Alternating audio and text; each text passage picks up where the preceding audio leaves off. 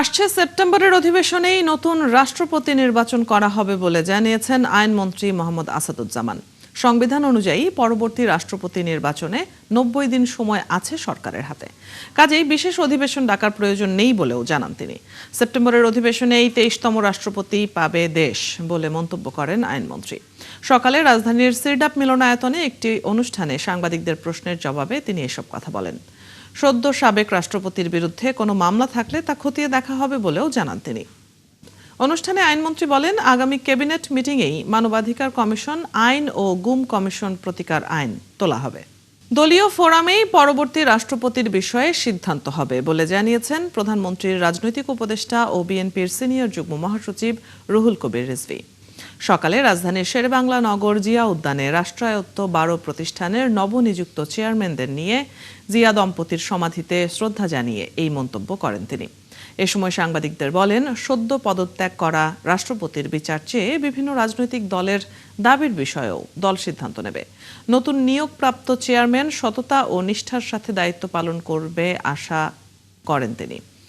আরও বলেন, ফ্যাসিস্ট বিরোধী আন্দোলনে অবদান রাখা সকল ব্যক্তিকে মূল্যায়ন করবে বিএনপি।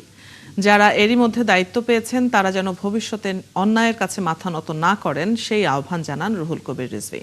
গেল ৪ মাসে প্রধানমন্ত্রী তারেক রহমান সকল প্রতিশ্রুতি বাস্তবায়নে কাজ করছেন জানিয়ে রিজভী বলেন, $1 ট্রিলিয়ন উদ্যোগ তরুণদের কাজে লাগানো হবে।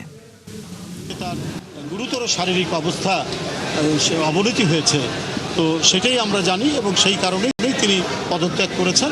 আমরা এইটুক পর্যন্ত ধরে নিতে পারি। এই রাষ্ট্রপতির ব্যাপারে কি সিদ্ধান্ত হবে, এটা দল সিদ্ধান্ত যখন নেবে তখন নেবে, কি নেবে সেটা দল জানে। উচ্চতর নীতি নির্ধারণী ফোরাম আছে, নির্বাহী কমিটি আছে, সেটা দলের বিষয়।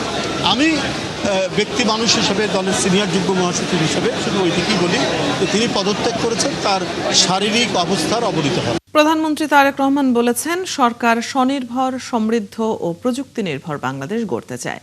দেশ এগিয়ে নিতে ও কাঙ্ক্ষিত লক্ষ্যে পৌঁছাতে সাধ্য আর সামর্থ্যের সবটুকু দিয়েই পাশে থাকার অঙ্গীকারও করেন তিনি। সকালে নভ থিয়েটারে national semiconductor symposium and BER সামিটের উদ্বোধনে এসব কথা বলেন তারেক রহমান।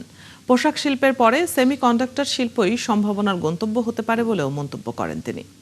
প্রধানমন্ত্রী বলেন, বিনিয়োগের সীমাবদ্ধতা ও দক্ষতার ঘাটতি কাটিয়ে বহুমাত্রিক চ্যালেঞ্জ মোকাবেলা করেই সামনে এগিয়ে যেতে হবে।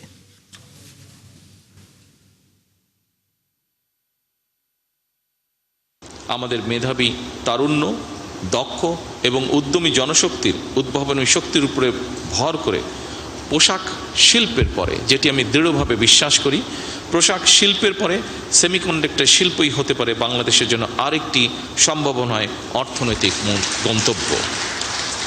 এই লক্ষ্য বাস্তবায়নে আমি সংশ্লিষ্ট মন্ত্রণালয়, সরকারি সংস্থা, বিশ্ববিদ্যালয়, শিল্প খাত, প্রবাসী পেশাজীবী এবং উন্নয়ন সহযোগীদের সমন্বিতভাবে কাজ করার জন্য বিনীত আহ্বান জানাই। উপস্থিতিবৃন্দ, এই 2 দিনের সামিট থেকে নতুন নতুন অংশীদারিত্ব, গবেষণা উদ্যোগ, বিনিয়োগের সুযোগ এবং উদ্ভাবনী চিন্তার জন্ম হবে ইনশাল্লাহ।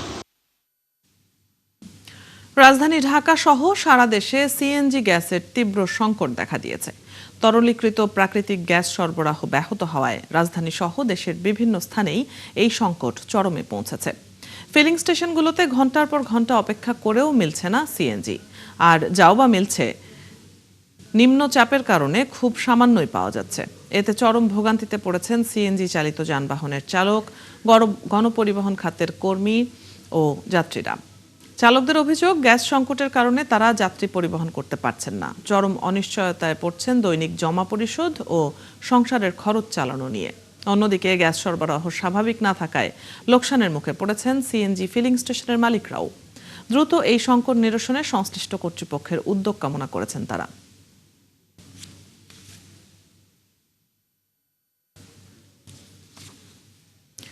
পরিবেশ বান্ধব এবং খরচ সাশ্রয়ী প্লাগ-ইন হাইব্রিড গাড়ির ব্যবহার বাড়াতে চায় সরকার।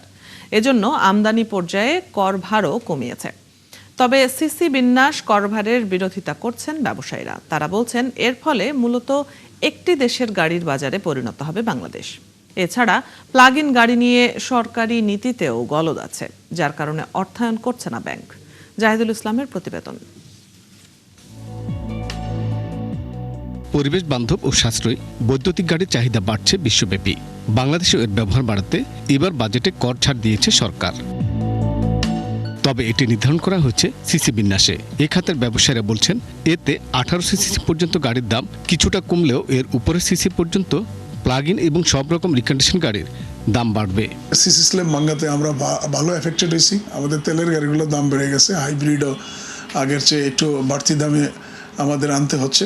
এই কারণে আমরা বাজারে ক্রেতা শূন্য হয়ে পড়ছে। বাজেটে 1800 সিসি পর্যন্ত প্লাগ ইন হাইব্রিড নতুন গাড়ির মোট কর ভার 93.16% থেকে কমিয়ে 73.44% এবং 2000 সিসি পর্যন্ত পিআই গাড়ির 132.36% থেকে কমিয়ে কর করা হয়েছে 96.10%। কিছু চাইনিজ গাড়ি সুবিধা পেয়েছে 1 থেকে 2000 সিসি পর্যন্ত স্ল্যাব করাতে, কিন্তু আমি চাচ্ছিলাম যে এটা যদি 2500 সিসি পর্যন্ত করতো, 1800 থেকে 2500, তাহলে কিন্তু জাপানের যে উন্নত মানের যে গাড়িগুলো আছে এই গাড়িগুলো কিন্তু আমরা সুলভ মূল্যে বিক্রি করতে পারতাম।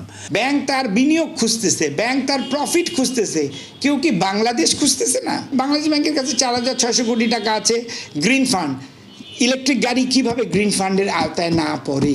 যোগাযোগ বিশেষজ্ঞরা বলছেন, সিসি বিন্যাসের মাধ্যমে কর নির্ধারণ করে সরকার হয়তো চড়া দামের বিলাসী গাড়ির আমদানি কমাতে চাইছে। স্ল্যাবগুলো ভিন্ন ভিন্ন হওয়া মানেই হচ্ছে যে যত আপনার সিসি বাড়ছে এটা অনেকটা লাক্সারি বা বিলাসী পণ্য হিসাবে বিবেচিত হচ্ছে, সেইভাবে ট্যাক্সটা নির্ধারণ করা হয়েছে। কিন্তু সরকারের যে ফিলোসফি, আমি বলছি যে আমাদের ডিজেল চালিত গাড়ির ফিলোসফি কিন্তু একই, যত সিসি বাড়তে থাকে তার উপর ট্যাক্সটা বেশি আসে। অর্থনীতিবিদরা বলছেন, এই গাড়ি সত্যিকার পরিবেশ বান্ধব এবং সাশ্রয়ী করতে নবায়নযোগ্য জ্বালানিতেও জোর দিতে হবে। আমার প্রায় 22% বিদ্যুৎ আসে হলো ডিজেল অথবা ফার্নেস অয়েল দিয়ে। সেই জায়গাটাতে দিয়ে কিন্তু আমি ইভি সামনের দিনের মিডিয়াম টার্মে আমি কিন্তু সাস্টেনেবলভাবে বাড়াতে পারবো না। তখন ইলেকট্রিসিটির ক্রাইসিসটা কিন্তু আমার থাকবে। আমরা আরও বেশি যদি নবায়নযোগ্য জ্বালানি এবং লো কস্ট ফুয়েলের ভিতরে যাই, তখনই শুধুমাত্র যেই পরিকল্পনাটা থেকে আমরা এটাতে আগাচ্ছি সেইটা অনেক বেশি সাফল্য পাবে। এরই মধ্যে শিক্ষা প্রতিষ্ঠানের জন্য আমদানি করা প্লাগ ইন গাড়ি শুল্কমুক্ত ঘোষণা দেওয়ার পাশাপাশি রাজধানীতে 1400 বৈদ্যুতিক বাস চালানোর পরিকল্পনা নিয়েছে সরকার। জাহিদুল ইসলাম, 71, ঢাকা।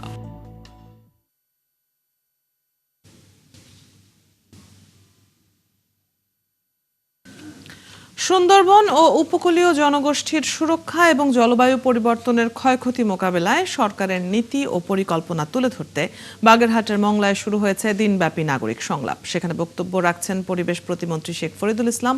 আমরা সরাসরি চলে যাচ্ছি সেখানে। এটা রক্ষা করার দায়িত্ব আমাদের। আমি এর আগে বলেছি, আল্লাহ রাব্বুল আলামিন প্রত্যেকটা জনপদের জন্য একটা নির্দিষ্ট যে কোনো একটা অ্যাসেট দেয়, যেটা দিয়ে তারা জীবন জীবিকা নির্বাহ করে বা সেভাবে চলে। তা আমাদের জন্য কিন্তু এই সুন্দরবনটা কিন্তু সেই ধরনের একটা জায়গা। একদিকে বঙ্গোপসাগরের নীল জলরাশি, আর একদিকে সুন্দরবনের বিশালতা, সবুজের বিশালতা, এটা আমাদেরকে মুগ্ধ করে প্রাকৃতিকভাবে। ঠিক তেমনি সিডর, আইলা, আমপান ঘূর্ণিঝড়ের মতো নূরজাহান, অসংখ্য ঘূর্ণিঝড় গত 10-15 বছর আমাদের এখানে আঘাত করেছে এবং সুন্দরবন তাকে আমাকে শিল্ড হিসেবে বা সুরক্ষা বর্মন হিসেবে কাজ করেছে। কিন্তু সুন্দরবনের এই যে সুরক্ষা, এইটা কিন্তু বিঘ্ন করছে এই জনপদের মানুষ। আমরা যারা সুবিধাভোগী তারাই সুন্দরবনের ক্ষতি করছি। এখানে জলদস্যু, বনদস্যু তারা এই জনপদের মানুষ বা সুন্দরবন উপকূলের মানুষ, ম্যাক্সিমাম 90%। আমি দেখেছি শ্যামনগরে ইতিমধ্যে অনেকগুলো লোক গ্রেপ্তার হয়েছে এবং একটা পার্টিকুলার ইউনিয়ন, গাবুরা ইউনিয়ন, এবং একটা পার্টিকুলার বংশে। তার মানে ওইটাকে যদি আমরা নিয়ন্ত্রণ করতে পারি তাহলে কিন্তু ওই বেলটা কিন্তু আর দস্যুবৃত্তি থাকবে না। ঠিক তেমনি আমরা সরকার গঠন করার পরে মাননীয় প্রধানমন্ত্রীর নির্দেশনায় আমি 22শে ফেব্রুয়ারি খুলনাতে একটা সভা করেছিলাম। সেখানে বলেছিলাম, যেহেতু নির্বাচনের সময় আমরা নজর দিতে পারিনি, যার জন্য দস্যুবৃত্তি এখানে বৃদ্ধি পেয়েছে, তখন ওনার নির্দেশনা মোতাবেক আমরা রিস্টোর পিস ইন সুন্দরবন, অর্থাৎ সুন্দরবনের শান্তি ফিরিয়ে আনার জন্য আমরা অভিযান পরিচালনা করি, যৌথ অভিযান। পরবর্তীতে সাতক্ষীরা বেল্টের জন্য আমরা ম্যানগ্রোভ শিল্ড, এবং পরে এই 3টা জেলাতেই খুলনা, বাগেরহাট, সাতক্ষীরা আমরা এই 2টো অভিযান পরিচালনা করেছি। বাগেরহাটের মংলায় নাগরিক সংলাপে কথা বলছেন পরিবেশ প্রতিমন্ত্রী শেখ ফরিদুল ইসলাম। আমরা এতক্ষণ সরাসরি যুক্ত ছিলাম সেখানে। চলতি অর্থ বছরেও যুক্তরাষ্ট্র থেকে সরকারিভাবে 7 থেকে 8 লাখ টন গম কেনা হবে, যা আগের অর্থ বছর থেকেও বেশি। এ তথ্য জানিয়েছেন খাদ্য অধিদপ্তরের মহাপরিচালক জসিমউদ্দিন খান। বলেন, দেশটির সাথে সম্পাদিত বাণিজ্য চুক্তির শর্ত থেকেই এমন সিদ্ধান্ত নেওয়া হবে, যদিও এতে বাড়তি সুবিধা মিলবে না দাম এবং মানের বিচারে। উল্লেখ্য, চুক্তির আগে গম আমদানির ক্ষেত্রে রাশিয়া, ইউক্রেন, ভারত সহ প্রায় সব দেশ থেকেই পিছিয়ে থাকত যুক্তরাষ্ট্র। মোহন ইসলামের প্রতিবেদন। দেশে খাদ্যশস্যের মধ্যে চালের পরে অবস্থান গমের। একটা সময়ে অভ্যন্তরীণ উৎসে বিপুল উৎপাদন হলেও বর্তমানে তা নেমেছে একরকম তলানিতে। ফলে চাহিদার প্রায় 95% এখন মেটাতে হয় আমদানি করে। সবশেষ অর্থ বছরে যার পরিমাণ ছিল 60 লাখ টনের আশেপাশে। আপনি নিশ্চয়ই অবহিত আছেন যে যুক্তরাষ্ট্রের গম তুলনামূলকভাবে অন্যান্য যে কোনো অঞ্চলের চাইতে তার কোয়ালিটি ভালো। আমরা গত অর্থ বছরে যে গম সরবরাহ পেয়েছি যুক্তরাষ্ট্র থেকে, তার কোয়ালিটি আমরা প্রত্যেকটাই স্যাম্পল 2বার টেস্ট করেছি, একবার চট্টগ্রাম বন্দরে এবং আর একবার মংলা বন্দরে। তো উভয় টেস্টেই দেখেছি আমাদের যে মিনিমাম স্ট্যান্ডার্ড তার চাইতে এটা অনেক উপরে ছিল। সো আমরা হ্যাপি এই গমের কোয়ালিটি নিয়ে। ইউএসএ থেকে আমরা কেমন গম মানে কত পরিমাণ? Around 7 lakh ton. 7 lakh ton. একটা সময় পণ্যটি আমদানিতে প্রধান দুই উৎস ছিল রাশিয়া এবং ইউক্রেন, কিন্তু যুদ্ধ শুরুর পর আর্জেন্টিনা, ব্রাজিল এবং ভারতের উপর নির্ভরতা বাড়ায় বাংলাদেশ। তবে সেই হিসাব আরও খানিকটা উল্টে যাচ্ছে মার্কিন যুক্তরাষ্ট্রের সাথে হওয়া চুক্তির পর। কেননা গেল 1 বছরে সেখান থেকে আনা হয় 7.5 লাখ টন, যা এর আগেও ছিল সামান্য। আসলে আমাদের এই গম আমদানির টার্গেট মূলত সর্বোচ্চ 10 লাখ টন। এটা আমরা 7-8-এর মধ্যেই থাকি, এটা বাজেট বরাদ্দ সাপেক্ষে। তাহলে কি বলা যায় যে মানে সিংহভাগই আপনার এবার আমেরিকা থেকে আনবেন? সিংহভাগ আমেরিকার থেকে। এর বাইরে যদি অন্য কোনো সোর্সে ভালো পাওয়া যায় সেটাও আমরা আনবো। যেমন আমরা যেটা ওটিএম পদ্ধতিতে যেটা করেছি, সেই সোর্সটি আসলে ইউএসএ না, সেটি black sea region. That means তারা হয় রাশিয়া, ইউক্রেন, তারপরে আপনার বুলগেরিয়া, তারপরে আর্জেন্টিনা, ব্রাজিল, এইসব সোর্স থেকে। খাদ্য অধিদপ্তর বলছে, চুক্তি শর্ত পূরণ করতে চলতি অর্থ বছরেও দেশটি থেকে আমদানি করা হবে 7 থেকে 8 লাখ টন গম। যদিও এক্ষেত্রে সুবিধা পাওয়া যাবে না দাম কিংবা মানের ক্ষেত্রে। মহাপরিচালক বলেন, এর বাইরে উন্মুক্ত দরপত্রের মাধ্যমেও কেনা হবে আরও কিছুটা। মূলত সরকারের বাইরে বেসরকারি খাতও বিপুল গম আমদানি করে বিভিন্ন দেশ থেকে। সবশেষ অর্থ বছরের 11 মাসে যাতে মোট ব্যয় হয়েছে 2 বিলিয়নের উপরে। এটা আমরা 7-8-এর মধ্যেই থাকি। মোহন ইসলাম, 71, ঢাকা। ঝিনাইদহের মহেশপুর উপজেলার সামন্তা সীমান্তে বিএসএফের 6 জনকে পুশিনের চেষ্টা প্রতিহত করেছে বিজিবি। তাদেরকে ভারতের অভ্যন্তরে পাঠানো হয়েছে। 58 বিজিবির সহকারী পরিচালক মুন্সি ইমদাদুর রহমান জানান, শনিবার সকাল 6টার দিকে সামন্তা সীমান্তে 2 জন নারী ও 4 জন পুরুষকে পুশিনের চেষ্টা চালানো হয়। এ সময় বিজিবির টহলরত সদস্যরা টের পেয়ে তাৎক্ষণিকভাবেই তাদের প্রতিহত করে ভারতের অভ্যন্তরে পাঠিয়ে দেয়।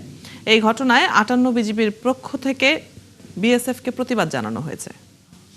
চলছে সংবাদ সংযোগ। সরাসরি সংবাদ ও অনুষ্ঠান দেখতে চোখ রাখুন 71-এর ফেসবুক পেজে এবং সাবস্ক্রাইব করুন 71-এর ইউটিউব চ্যানেল। থাকুন 71-এর সাথে।